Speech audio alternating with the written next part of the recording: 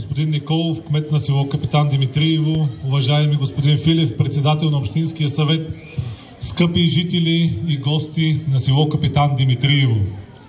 Отново сме в навечерието на 1 май.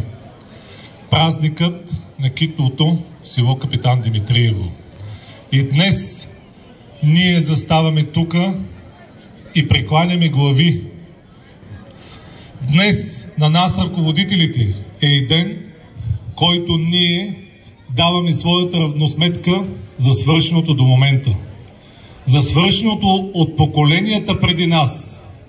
Но също така, ние чертаем и бъдещето.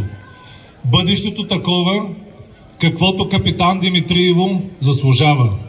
То да бъде с добра инфраструктура, да има добра модерна среда, да има места за отдих, за спорт, за нашите деца. Скъпи жители на Капитан Димитриево, в навечерието сме и на най-светлите великденски и георгиовденски празници. Всички вие, всички ние ще се съберем с най-близките хора.